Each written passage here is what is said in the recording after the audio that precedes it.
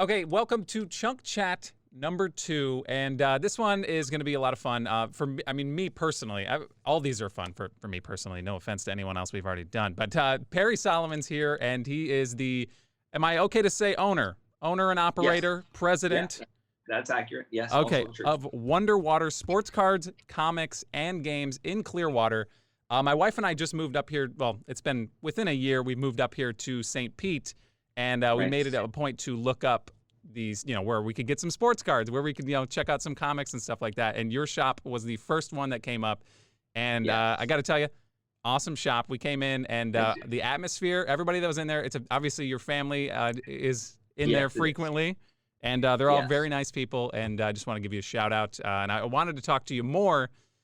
And you were the first person I thought of when, just with what's going Great. on in this. Thank you. Yeah, no problem. With what's going on in these sports cards, with the internet, obviously with the Last Dance documentary going on with Michael Jordan, there's a resurgence Huge. in his cards, and Mhm. just basketball in general, because that's what I like to collect is basketball cards. And my What's your favorite? Yeah. yes, and I hadn't done it in a long time. It's probably had been 14 years since I had opened up a pack of basketball cards. And when I was younger, I still have my old cards, and my grandmother would take me to a card shop up in Michigan, and Nice. and we'd just open up some cards. Anyway, I found those, and over this past Christmas break, I was like, maybe I might want to try it out. And the best and worst part about it is my wife was so supportive about it.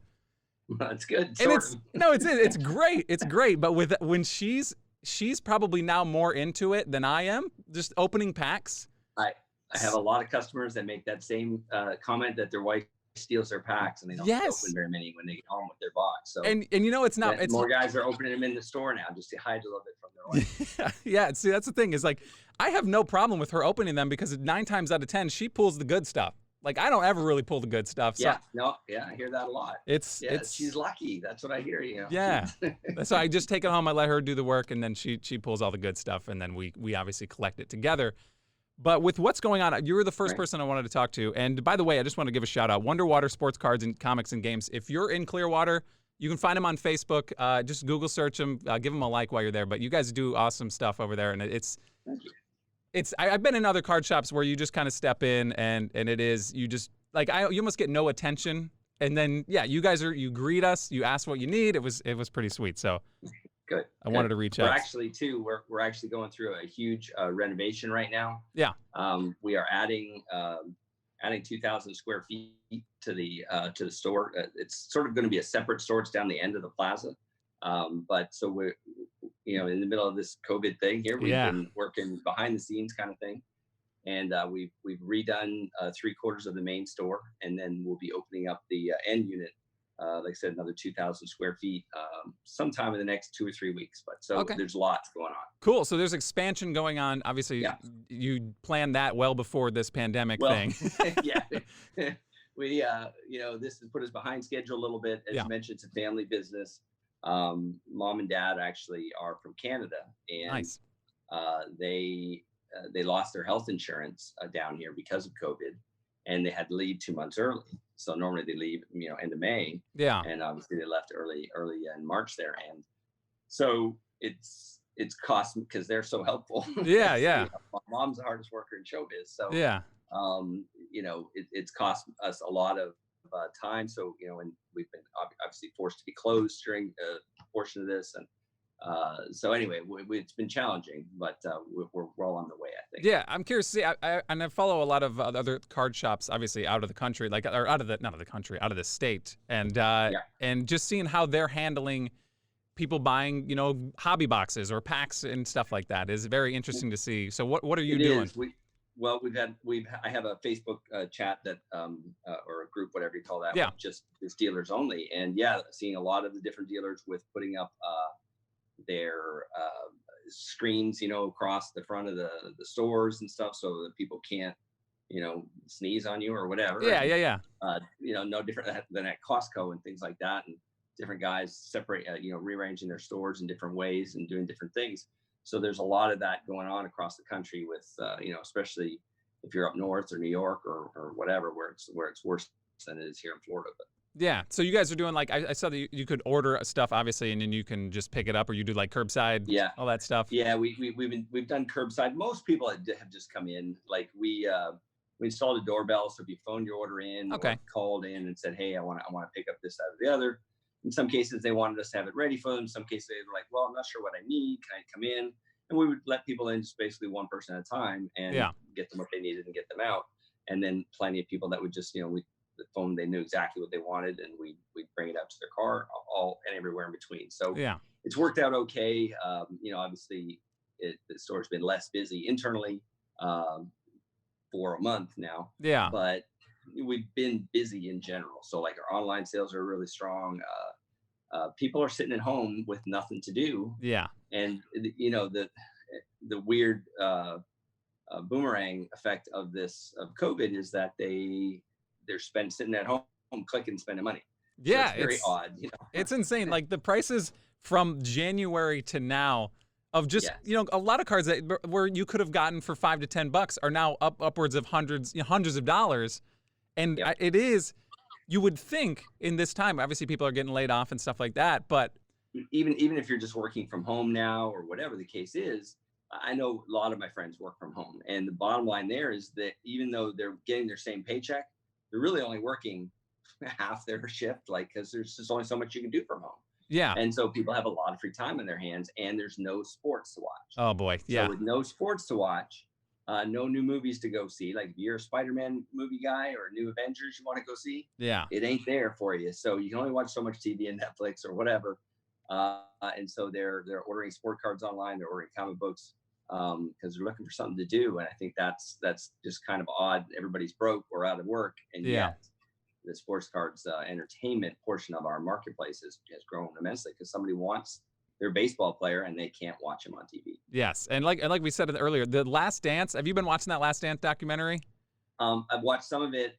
I've missed a bunch. and Okay. I'm looking forward to watching the whole thing. I want to sit down and be able to watch it, end to end. Yeah. But it has brought so much interest to Jordan, Pippen, Rodman. Like even just like $2 cards that we've been selling online has been just insane. Yes. Days. So Yeah, absolutely. And it seems like every single week there's people making videos in the sports card industry that are like, coming up on next week, they're going to talk about Charles Barkley. You want to get in on his cards. Get on some Barkley Yeah, cards it's like early on. it's insane. And Yeah. what's crazy is, and I've seen like people with massive followings, and there's sports writers or sports broadcasters that I follow on Twitter that are like, Yep. this is reinvigorating. Yeah, they're going back to their old cards from the 90s, Yes. that probably weren't valuable, but they're going back and looking at it saying, I want to get back in, and I'm hooked again.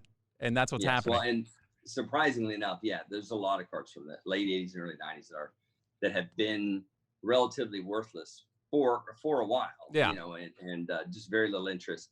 And suddenly certain sets and certain players have just all of a sudden started, and it's not just the Chicago Bulls, but like you said, if Barkley's going to be on there, I expect to sell a bunch of Barkleys. Yeah.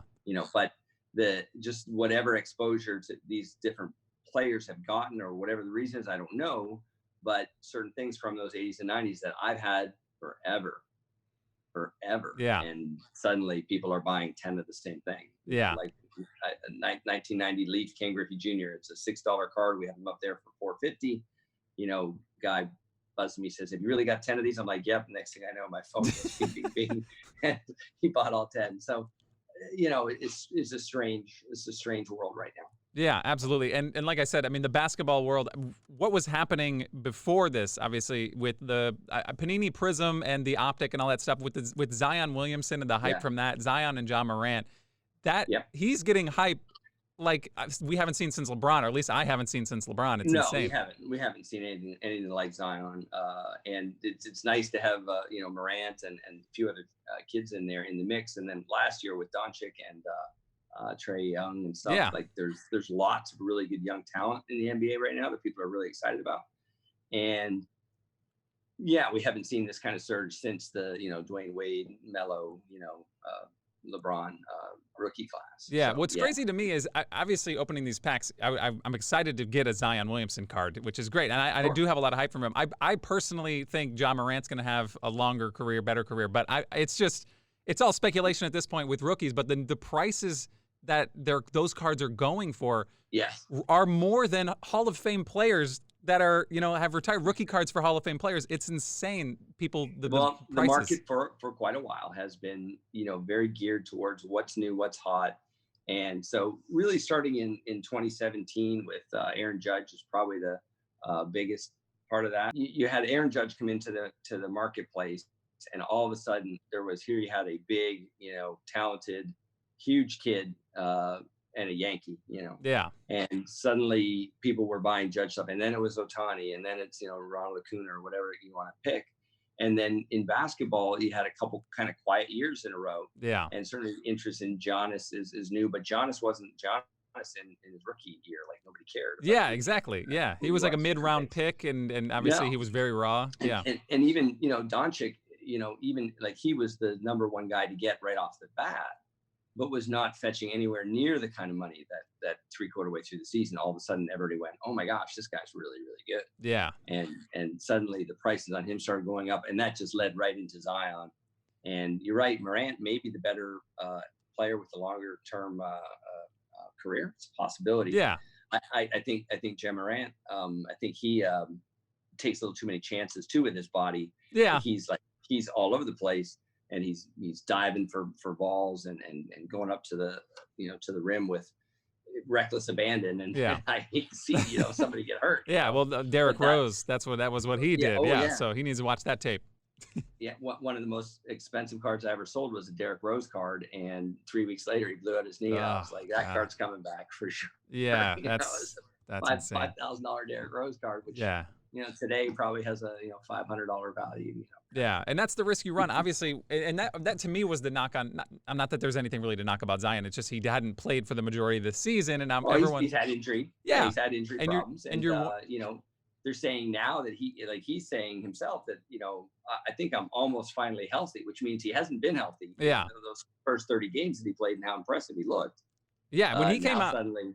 Yeah. When he came out and started playing, he shut me up, man. I was like, not that I didn't think he was good at basketball, but I did not think he would come out and do what he had been doing. Obviously, it was awesome to watch. So and if he says that he's only now maybe getting close to healthy, imagine what he'll be like. If they're playing in July, sort of thing. But so how do you feel about that? I mean, obviously, rookie cards are the get. Whenever, especially when there's somebody as hyped as Zion. Do you, at this point in time, obviously, it's almost impossible to find a hobby box of basketball cards, or even retail. When it hits the shelves, there's people waiting for the people stocking the shelves. It's crazy out there. So is the pivot to just do singles, or basically just grow your PC? Because that's what I've been doing. My personal collection, I've just kind of been pivoting to that. It is difficult because the wax really outpaces value very, very quickly. You mentioned Prism as being a good example. We got in on Thursday. We got in a 10-box half case of Prism retail. Yeah, and they're still almost $400 our member price. And I was funny because somebody said something about that Target had them, and I went online and Target was like $489 for the same thing. And I'm like going, geez, what does Target have this product for? I don't even know where they got it. Yeah. But at that price point, like I could get Target gets it at $149, which is what it should sell for. But they got it at $489. I think it's crazy. Yeah, they're allowing that in Walmart when you search it now. Secondary. They allow secondhand sales. Yeah, almost like eBay or Amazon will allow you to set up an account on Amazon and sell on Amazon. Gotcha. They allow you to do that. Yeah. Same. Yeah, I mean, we have an Amazon store and an eBay store, obviously. Yeah.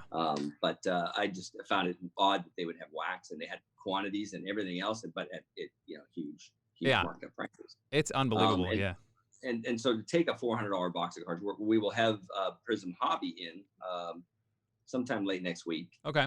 And it's going to be $1,300 a box. That's insane. I mean, it is what it is. That's just the market, obviously, the way it is. Just the market price. Yeah. But and so to take a $1,300 box and actually open it is suicidal. Yeah. I mean, you're really, if Russian roulette is your thing, then step up, no problem. That's the thing. And there obviously are cards that you can get in there that are worth thousands of dollars. Yeah. But you can break down that box and end up with $50 worth of singles. I mean, plain and simple. That's the scariest part about it. And I guess to that point is are you familiar with breaks and stuff like that? People are doing breaks online, all that stuff. We did it for years online. We were doing it with Collector Revolution 2014, 15, 16. We did it for about 3 years. We gave it up just as 2017 was getting rolling. Yeah. We gave it up basically 4 months, too early. We kept going with it. Yeah. Because the market just exploded at that point. Because it's a lot of work.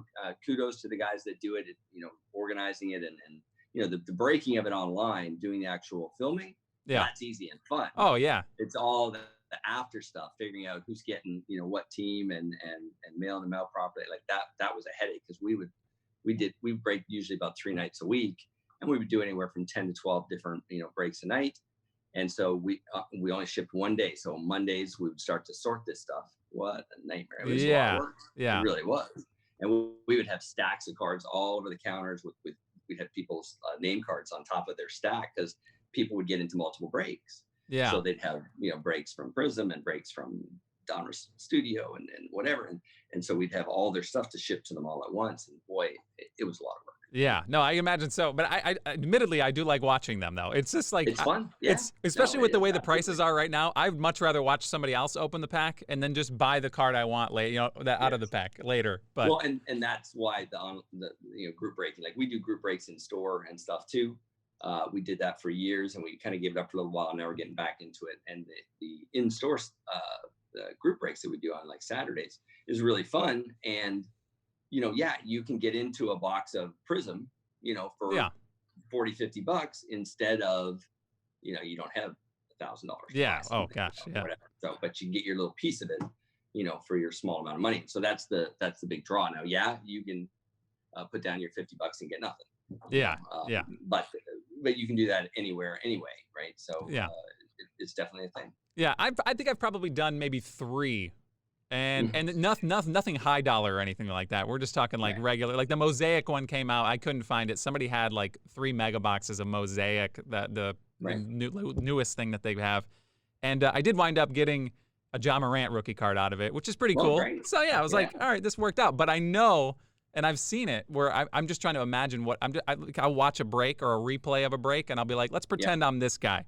And then just realize that. I end up with the Hawks and I got. There was no Trae Young in there. No. So I got nothing. Yeah, it's definitely tough out there, and it is fun to watch. And I'm watching a lot of people open up stuff, and that's kind of what got me more into it as well. There's people out there that they go out of their way and pay the price to get a box just to open it. Yeah. It's well, and that's something that like in the store when customers come in and they're and they get a box and they want to open their box in the store, which happens quite a bit. There's always other guys that they come in and it's can I watch kind of thing, and so that you end up talking. Before you know it, you get 2 or 3 or 4 guys that are all opening a box of cards and showing everybody what they got. Yeah, and it's fun, like because it's interesting. It's a way to share your sports love, to share what you collected, what you got, and there's an excitement level to seeing, oh wow, you just got a cool Zion card or whatever the case is. So. Yeah. So when that happens in your store, someone buys a hobby box or something like that, and maybe they get a player that you like or you're interested in that maybe they're not so much interested. Are you scooping those up or? Oh, we buy, sell, and trade all the time. Okay. I mean, I myself don't buy a lot of new guys. Yeah. There's always 1 or 2 new guys in most draft classes that we will, say, hey, yeah, we're interested in that right away. Zion, obviously, being one of them. Every time I get a Zion card, I added like 6 or 7. They weren't expensive Zions. They were like $8, $10, $12 ones. Yeah. It was a $30 Donruss, a $15 hoops, a couple $8 contenders inserts. The other, Saturday, and they've all sold already. Yeah. So it's an easy, a quick flip, but. Like last year's football, there was nobody that I was buying. Like I wasn't necessarily very high on the Arizona Cardinals kid, and he was the best guy out of there. Yeah. I don't like the Giants, so I wasn't buying Jones. Yeah, Daniel Jones. Yeah. Right. So I just didn't. I was bitter when Jones came back and beat the Bucks there, so maybe that was part of it. But but so I wasn't really buying any of the new rookies. I tell people all the time, look, I'd rather buy your Ben Roethlisberger rookie or your Aaron Rodgers rookie. Yeah. An established player than somebody that's new. There's always exceptions to that. We certainly were buying Judge as fast as we could when he was a rookie and things like that. So, Yeah, for sure. And that's the thing is like I understand what's going on with the Zion thing. It's just people, they want to buy stuff. He's got a lot of hype. I don't want to make that. I don't want to go out of my way and spend the money on one single card and make the risk. If I find it for a decent price retail, I'll bust a couple packs, but I won't pay the resale price to bust open packs to try to hunt Zion right now. Well, and that's where you have to decide where you're collecting for your fund, where you're collecting for your investment, and what your budget is, and things like that. Because believe me, I get all kinds of times where people, they get excited about their sport or whatever, and they're in every week and they're buying, and then 2-3 months into it, they come in and they say, Parry, I got to sell. My car broke down, and my wife's giving me a hassle, my this, my that. Like there's something, I lost my job, whatever. And I realized that I just spent, $1,000, $3,000, whatever their budget was for the last couple of months. And they go, Yeah. So you should always try to, temper your collecting and your excitement, with a little bit of common sense there. Yeah. There was a scary moment in the beginning of this year where I was hunting for retail product. Like, I mean, we go to the store and I'd be like, hey, let me check this collection. And the fact that my wife, I love her to death, but if she's not the one who says, maybe we shouldn't, I have to do it to myself, and it hurts. And I'm like, you know what I mean? You have to kind of set a limit and then realize what's going on. And be careful, because realize that, if you break down a case, like if you watch case rips, you'll watch them and you'll see, and it's almost always this way. One box is like a home run. It's like, oh my gosh, look at the great stuff you got out of this one box. And then there'll be 2 or 3 boxes in the case that are really good boxes. You're like, oh, yep, you can make money at that. And then it starts to break down after that. And the reality is that 50 to 70% of what's in that case are loser boxes. I mean, you get a couple no-name autographs, the guys you never heard of. You get some nice low serial numbered cards of something, but they're backbench players or whatever. Yeah. And so there's just not a lot of value there, but each of those boxes was $100. Like, so, one of them's worth 1,000. Yeah. 2 or 3 of them are worth 200 or 300. 2 or 3 are maybe break even, and the other 5 or 6 are, you're probably losing out. Yeah. Right. So it's gambling. No one should ever try to explain to you that it's anything but, so you should collect because you like it, because it's your sport or whatever. Yeah. You should collect the players you want, but always realize that you're not hitting a home run with every box coming out. Plain and simple. Absolutely. The Last Dance, I want to touch on that one more time. The Last Dance documentary, and I've been watching it every week. My wife and I have been watching it. It's good for me. I'm 29 years old right now. When Jordan was at his peak, obviously I was only like 5 years old, like 5 or 6 years old. And this is cool to see. Obviously I've seen a lot of, mixtapes and highlights and stuff like that. And I've watched full games from back in the day too. But to see this side of it, that a lot of people, even when they were watching it, didn't see, some of the things that was going on. All kinds of great stuff that you're like, wow, really? I didn't know that. It's been really good, obviously, to see that. And the spike in, obviously, Michael Jordan rookie cards have always been humongous. And what's happened to that now is unbelievable. Like, have you ever come across a Michael Jordan rookie card, or what's your? Oh, we see them. To say every week would be wrong, but almost every week. But because we do a lot of grading for customers and things, and they bring, I've got one in at Beckett right now that should come back a very nice grade. It's at least an 8.5, maybe a 9. Nice. We just had a customer regrade one that ends up being a 7 in the last batch. He was super excited. So yeah, we see Jordan rookies all the time. And the more you see them in better shape, the more skeptical you get on how that they're fake. Yeah. So we've had at least half a dozen in the last year come through that were fake. So be careful if you're buying a Jordan rookie if it's not already graded. Yeah. But even then, we did find one that was PSA graded, allegedly. Yeah. That we believe was counterfeit as well. Okay. And I think that the PSA, the entire capsule was counterfeited. I'm not sure and everything else, but yeah. But we believe it. So it is difficult out there, especially for the amount of money that they're asking for them. Yeah. The acceleration of the price has been ridiculous. Yeah, which we'll talk about that for a second. I'll hit on PSA. I know that I've seen some articles. Obviously, there's some sort of now that I think the FBI is investigating something about them. I don't know what. So last year at the National, there was a big scandal, there's multi-tiered problems. One was that they were knowingly grading cards that were altered, Okay. and yet putting them through the grading process. So normally, what you get when you grade a card is you establish, three main things. One, the card's real. Okay, Yeah. this is not a fake. The second thing you establish is it hasn't been messed with. It's not been cut, colored, or trimmed.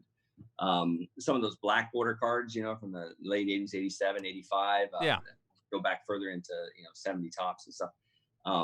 The black borders, well, people would, the black borders would always be chippy, and people would take, black ink and mark, try to fill in the black. Yeah. And of course, now that card is now, more or less worthless. But anyway, so it's real. It's not been messed with. It's not been cut, colored, or trimmed, because people would trim off the edges, try to make that, edge look cleaner, try to fix up the corners, those types of things. And then the third thing, obviously, is what grade is the card on a scale of 10? Where does that card sit? It's a 5, a 6, it's a 3, it's a 10. Yeah. And so obviously, based on the condition of the card, that's where you get your difference in price. A Jordan 6 will sell for one price, and a Jordan 9 sells for significantly more. Yeah. Right. So those are the three things that you're establishing with grading. And so, but what was happening was they were knowingly or allegedly, that's what the FBI investigation is that they had graded a bunch of cards that they knew were trimmed, but they didn't tell that. Okay. Normally it would come out in a capsule that says authentic, altered. Okay. Right? That's what the card would be labeled as. These cards went through and they were trimmed. Okay. So that was part of it. And then the second part of it was that, along with a company called PWCC, who does a lot of the online auctions, that they were allegedly, once again, this is all being investigated. Yeah. That they were bidding up the cards with shill bidders. If you know what a shill bidding is on eBay, it happens all the time. So people, artificially elevating the value that card is going to sell for and pushing the price up so that somebody ends up really overpaying for something. So this was all the allegations, and it came out at the National last year. And where that investigation is at completely right now, I don't know. But it's a problem. And each company's had their own little scandals. Beckett's had their problems here over the years. Nothing to that degree, I don't think. But but so, who do you trust, and what is the value of that grade and things like that? Well, you're putting your trust in a company to say, hey, that's what this is. Yeah. Well, and that's the thing is, like, I have a few cards that I want to get graded as well, and I have a few cards that I've bought that are graded, and I've always preferred Beckett myself. I mean, I just I like seeing the subgrades. I like having that in that case, more so than the PSA. Well, each company has their advantages, and depending on what cards you're grading, we do both. Okay, we do offer services for PSA and for Beckett. Okay, and the SGC is out there too. They're also a very good company. If you look up SGC grades, they're a quality company as well. They actually are the CGC is the comic grading end of their business, and they're probably the most respected comic grading company out there. There's a couple, 2 or 3. Anyway, so Beckett cards, I like their capsule is superior in every way to PSAs. It's optical grade Lexan, much stronger material, much better UV protection. It's just better all around. I like the subgrades. That's a big deal to me. And it's just a firmer, more solid item as a collectible. Yeah. PSA, on the other hand, has been doing it longer, and their niche kind of thing is vintage cards, but also key cards. Certain cards will sell for more in a PSA capsule. They just will. Yeah, and that's what I've seen comparing prices with just cards that I've been interested in. Obviously, a PSA 10, or maybe even so a PSA 9 compared to a BGS 9 or 9.5. 9.5. They just always the PSAs always sell for more. There can be differences, and then yet Beckett also has their pristine 10 grade. To use a quick example, I just had a customer buy a 89 Griffey Jr. Upper Deck rookie, which most people are familiar with. It's one of the more famous modern cards from people that got in those late 80s. Yeah. And so a PSA 10, a PSA 9, he paid. PSA 10, he paid $535, I think, for it. It sells for around $600 normally. And then, but a Beckett 9.5 will only sell for about $350. Yeah. So it's worth significantly more. But there's also a Beckett pristine 10 grade. The last pristine 10 grade Griffey, I think, sold for $2,000 something. Yeah. So but it's really hard to get a Beckett pristine grade as well. And they have gold label pristine, then they have black label pristine. Yeah, black label is pretty much the perfect. Yeah, that's a perfect 10 yeah. 410 subgrades across. Yeah, exactly. I had a customer send in 2 fairly major cards, an Ichiro autograph number to 25 and a Jeter autograph number to 10. Wow. He got a 10 gold on the Ichiro and a 10 black on the Jeter. That's amazing. Those 2 cards. That's a new house. Yeah, that's insane. Wow. Yeah. So there's upside for both companies. Well, yeah, absolutely. Depending on what you're grading. And if you have a 52 Mickey Mantle, I would tell you to grade it with PSA. The last one I had, we did, but it's going to cost you a lot more to grade that card. Yeah. PSA charges a sliding scale based on value. So it costs you, $500 or $1,000, depending on how nice the 52 Mickey Mantle is. It costs you $1,000 to grade that card. Beckett is still $25.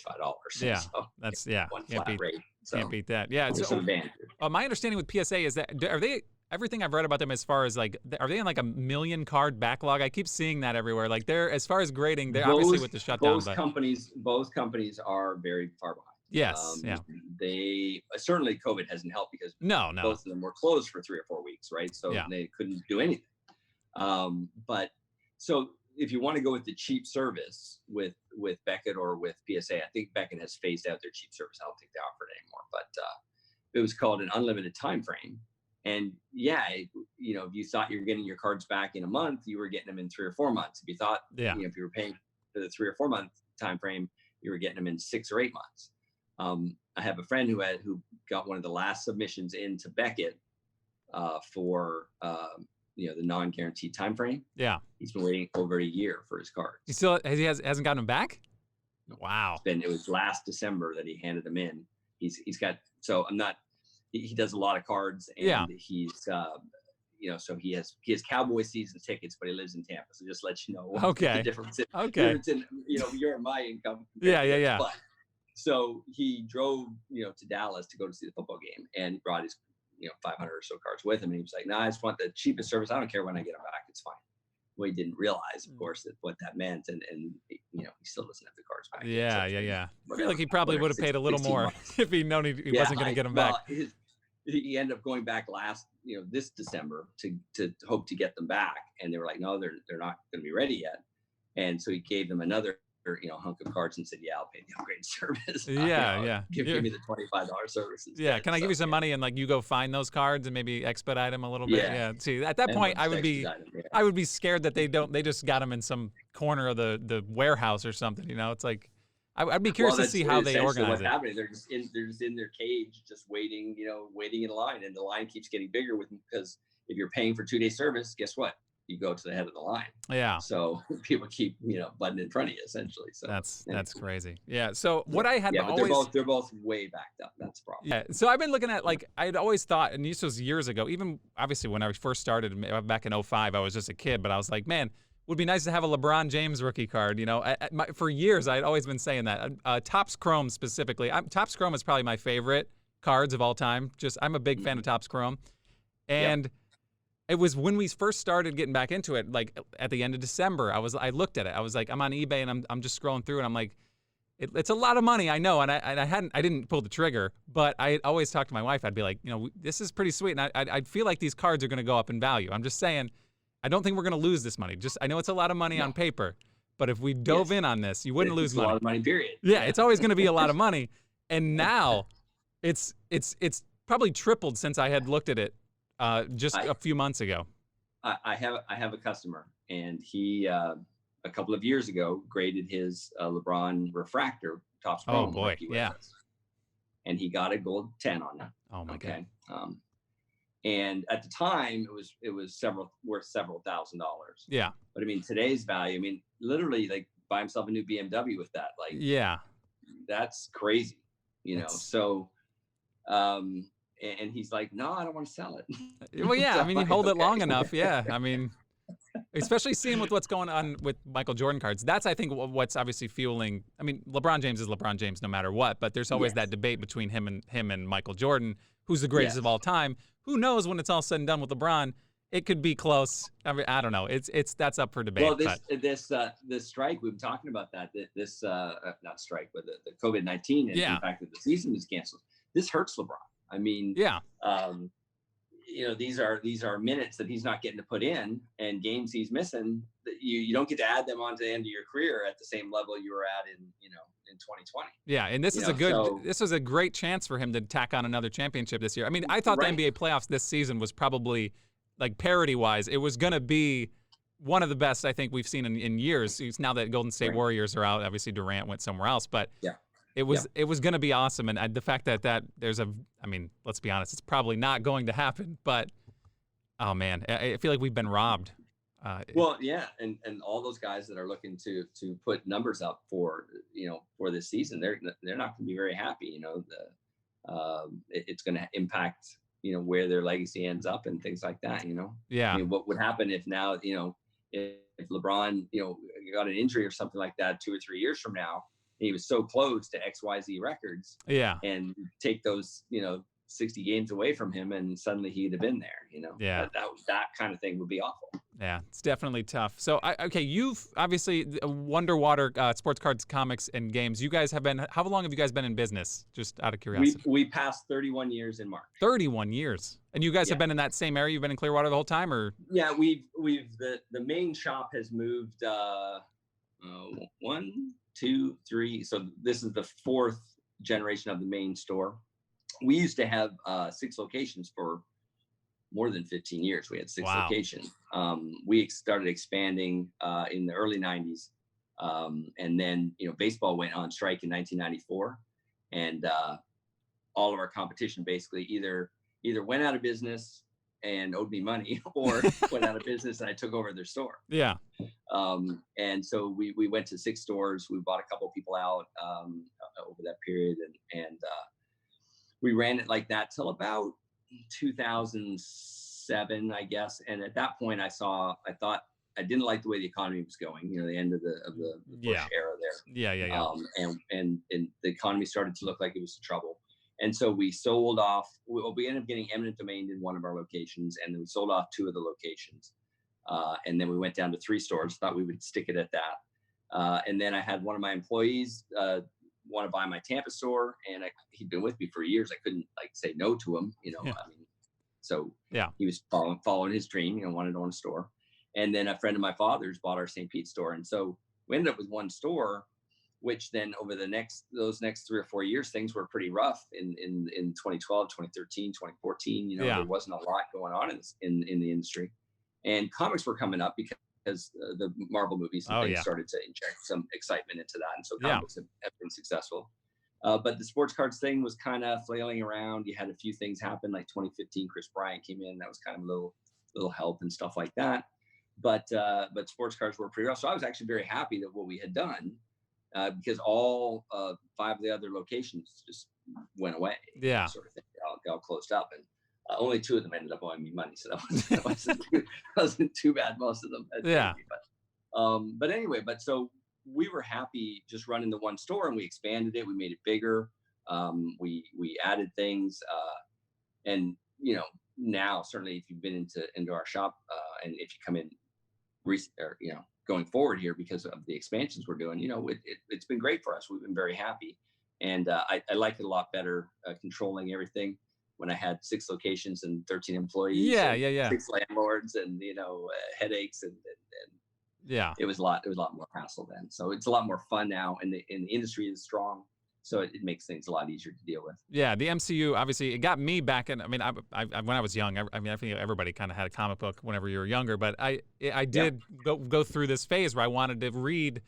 Before the next movie came out, I wanted to see what happened in the comics and see how they did it differently and all that stuff. And it's pretty awesome. The Marvel movies and certainly DC keeps kind of flopping around with what they want to do with their movies. But, I wish they figured that out. The Batman movies were successful over the years and different things, but certainly the Marvel universe movies, the Avengers stuff, has just been phenomenal, and it's brought a lot of people into comic books. And like the card business, if you look at the accelerated values of something like Avengers #1 or Captain America, first appearance and things like that, the values have skyrocketed. First appearance of somebody like Harley Quinn and things like that. just through the roof. Yeah. So there's lots of interest in that end of the collectibles, different from sports, and a completely different customer base. But we probably have more comic customers that come in. Yeah. Than we do sports cards, but the sports cards are so much more expensive. Yeah. So Yeah. the money is tilted in regards to sports cards, but comic book business has been very strong for the last few years. Yeah. So I mean, we have like a media wall. It's mostly movies and DVDs and Blu-rays and all that stuff that I have, like over 500 of them that we have, and it's now being pushed into the closet because we're building a nursery. As far as comic books, we do have a couple shelves of comic books, and one thing that I've been really into is The Walking Dead.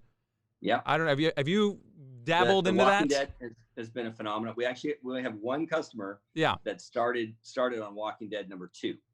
We got him like a 4th print or something of #1. Yeah, and he started on his subscription on #2. He's still with us, and they've stopped the Walking Dead comic book series. Yeah. But I've loved the show, and it's had its good years and bad years and everything else. And certainly it's not near what it was at its peak. Yeah. But I had gotten a collection of, there was no #1 in there, but it was 2 through 7. I think there was 2 #6s in the collection and a number 10 or 11 or something like that. And we put them up on Facebook that we had them, and they were gone within 24 hours. Yeah.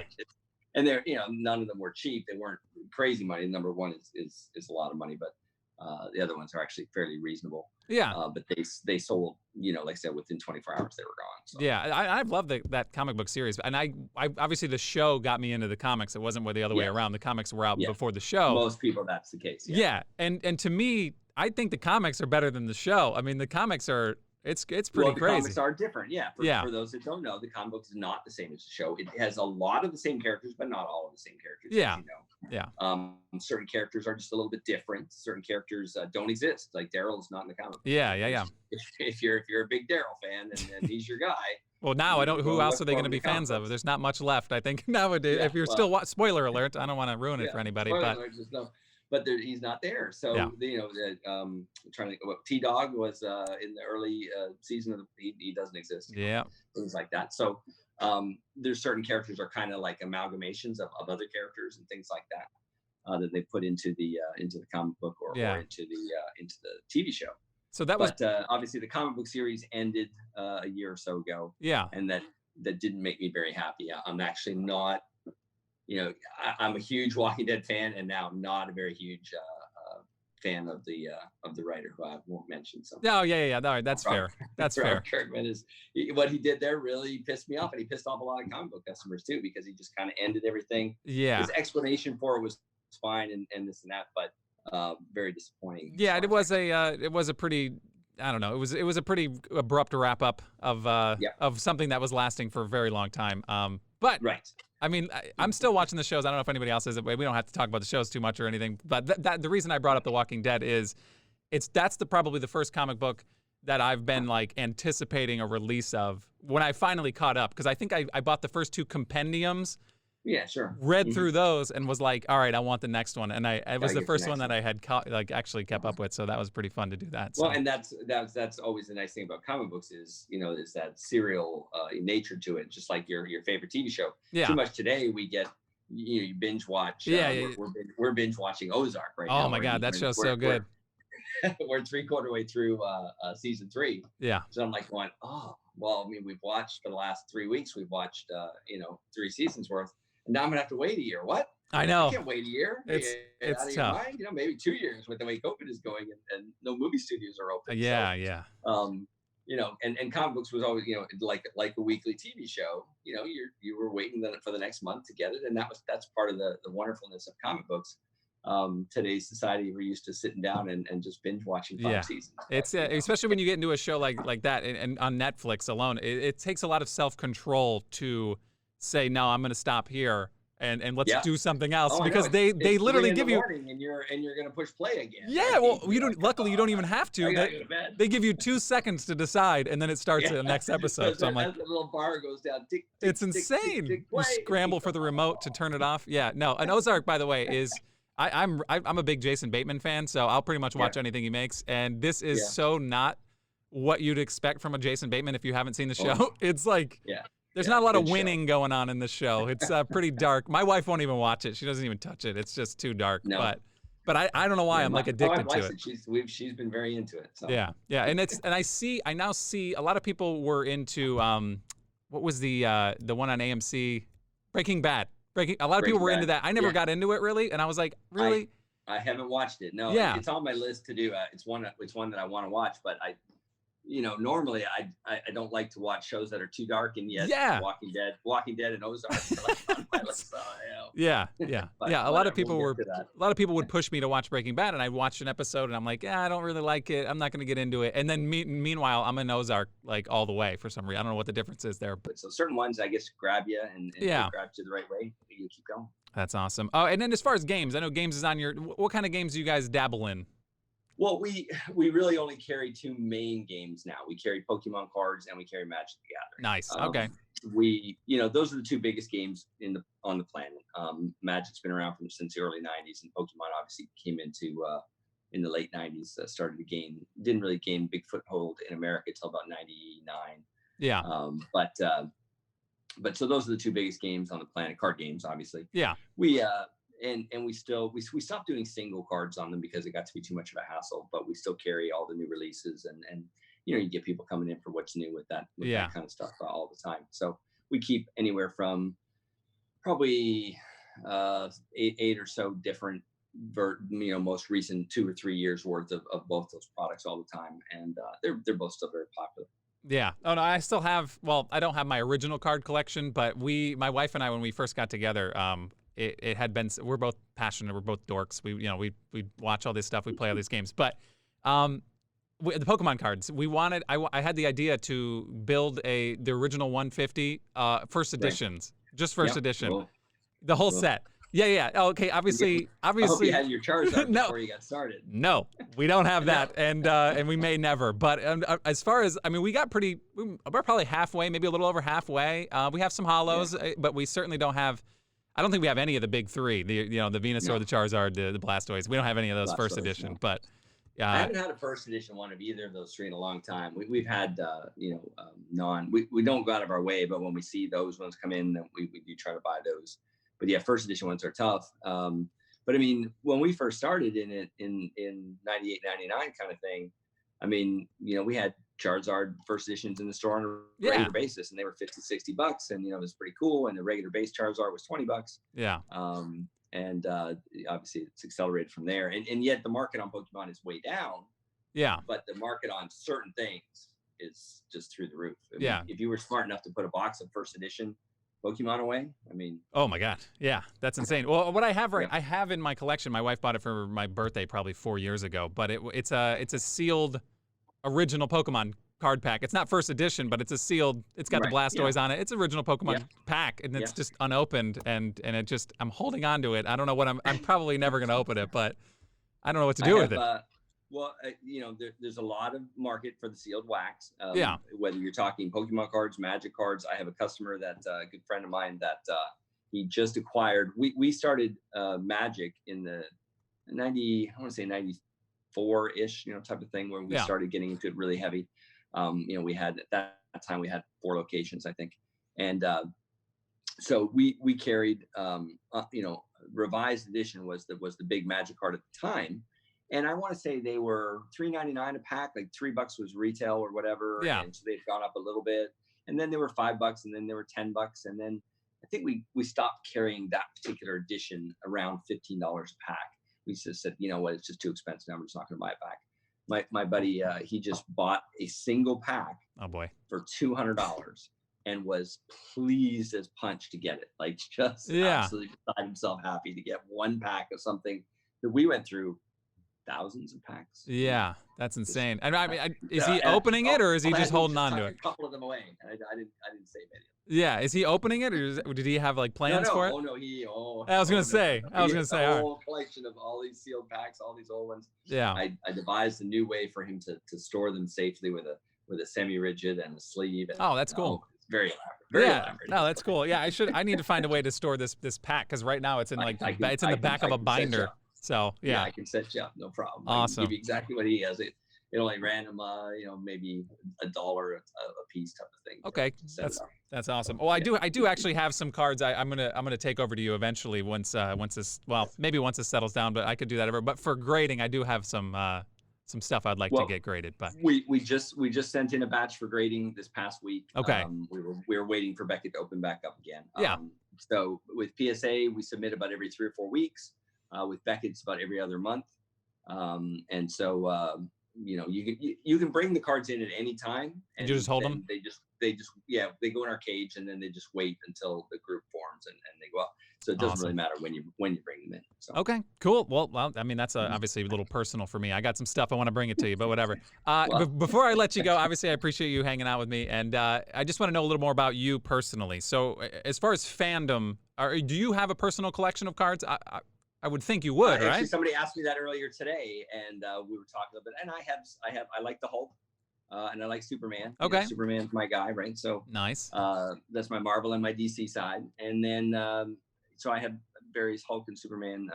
Mostly, I have a lot of Hulk toys because all of my employees over the years knew I liked the Hulk. So whatever the new action figure was, looking for something for the boss for Christmas, so they would buy me Hulk toys. So I have lots of Hulk toys. But I have certain Hulk comic books, and Fantastic Four I really liked, and Superman. Those were my main big guys. And then obviously I'm a big hockey fan. The All-Star hat on here. And Gretzky was my guy growing up. Yeah. When I was in the 4th grade, I got my Edmonton Oilers jersey, with 99 on the back, and I was so happy, to get that for Christmas the one year. But so I've got a decent amount of Gretzky's in my collection. Not a huge amount, but a decent amount of expensive ones. And so that's kind of my collection. I used to have about 25 boxes of comic books in my room, and I used to have 4 or 5,000 count boxes of cards in my room. Yeah. I've whittled that down over the last few years because I'm like, I have 4,000 square feet full of this stuff. What do I need to have this at home for? Yeah, no, I get that. So I've sold off a lot of things over the last few years, but I've kept a few things like that, and I probably always will. So real quick, are you a Marvel or a DC guy? If you had to choose, one had to disappear. Oh, I'm definitely a Marvel guy. Superman is my character, but Hulk and the Avengers and everything, that's definitely that's the thing is Spider-Man. That's my stuff. I'm probably out of all my friends the one who sides with DC the most. Like I want them to be so much better. Like in the movies wise, I want them to be so much better. I wish that they could just look at the MCU right now and just be like, okay, let's figure this out. But I don't know what's going on over there. They have so many opportunities to copy exactly what those guys are doing. Oh my God. I don't know. And every time we think they're going in the right direction, they mess it up. But I've enjoyed the DC movies because, like I said, Superman's my guy. I haven't hated the Superman movies. I've enjoyed them quite a bit. I own them all on DVD. Yeah.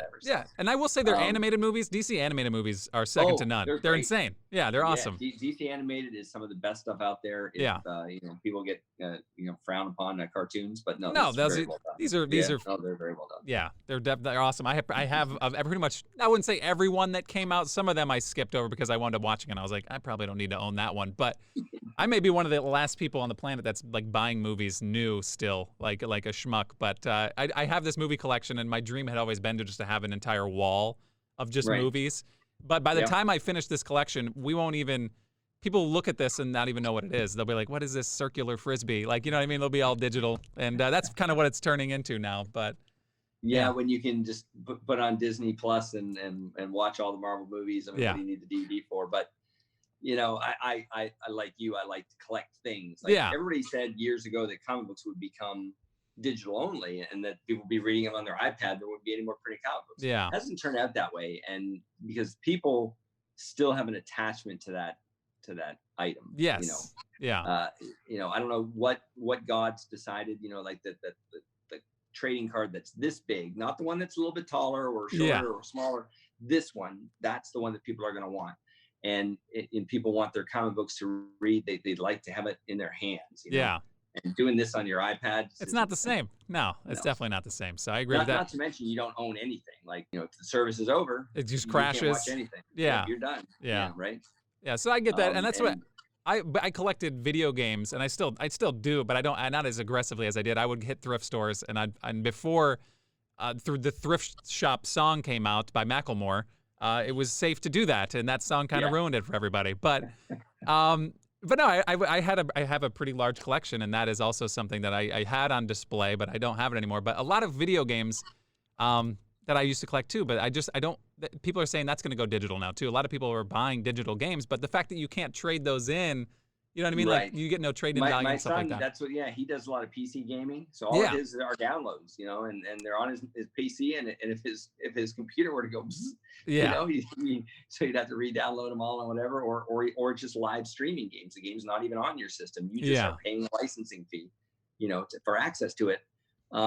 You know, I have another customer friend of mine that's what he does. He goes around looking for old video games, and he makes a ton on eBay selling these, you know, collectible old video games. Yeah. So there's a collectible avenue in there too, that people just want that, you know, they want the whole package, they want the box and everything in it. It's got the instruction book and all that stuff. Yeah, I feel like I would be making money, and that was how I spun it to my wife. Is like, no, I'm gonna flip this. This is valuable, and it's still sitting. It's still sitting. Like I don't know when I'm gonna sell it, but I have lots of stuff just like that sitting around. So I like it. It's my stuff, but no, I can't get rid of it because it's my stuff, or you know, hey, this is worth money. We're not throwing it away. Yeah, you know? Yeah. But again, you know, she's also bought into that too. So like, she's got, out of my collection, she's got her stuff. You know what I mean? Like she's like, this is not going to go anywhere. So I'm like, my wife has her box of comics too. Yeah. I made her thin it out the other night. I was like, yeah, we have too many boxes here.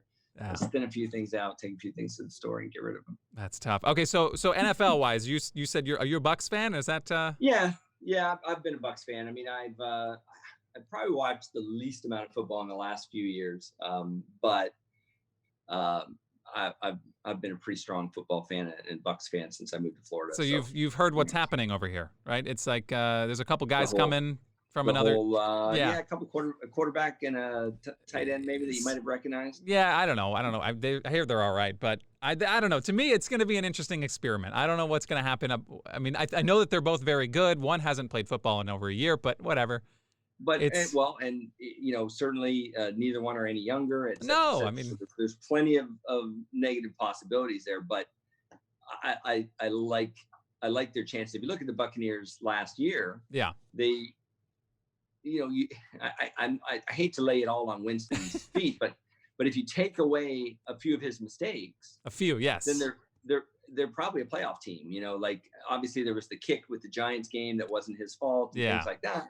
But there wasn't that many plays, you know, that weren't attributed to him. That if you have a smarter quarterback, which Mr. Brady apparently should be, you know, all things considered, should be, then you win some of those games, and suddenly you're a playoff team. So I like their chances because they've obviously made some really nice upgrades in the draft. Yeah. You had Gronk and Tom there, and suddenly they should be a playoff team, no question. And if you were a betting man, I don't think you want to go up against them in the playoffs.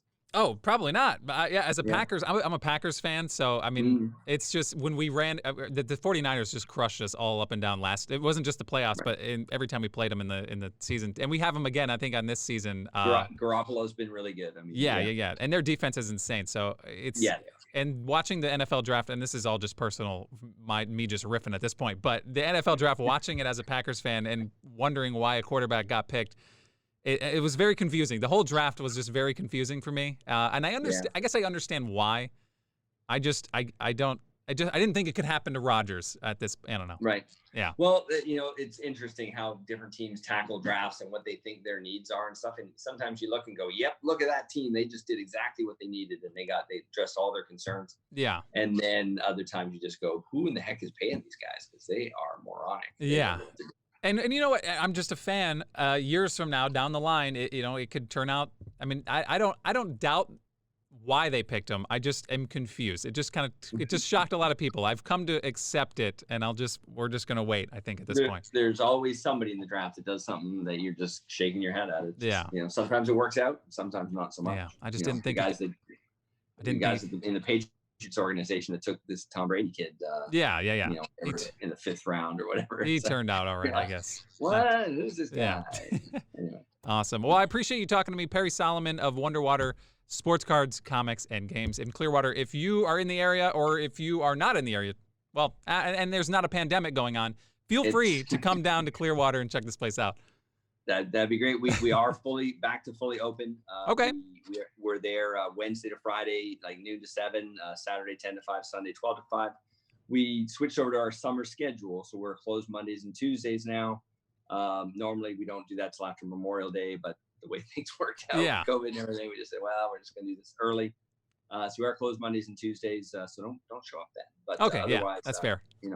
We're there, and you can back to come in the store and shop and everything else. So assuming knock wood that everything keeps advancing in a positive way for all of this and for Florida. Absolutely. Back to business as usual. Yes, let's hope this all clears up soon enough. I don't know when or how, but it's going to happen eventually, right? I mean, I think it's got to. So. Yes, it has to.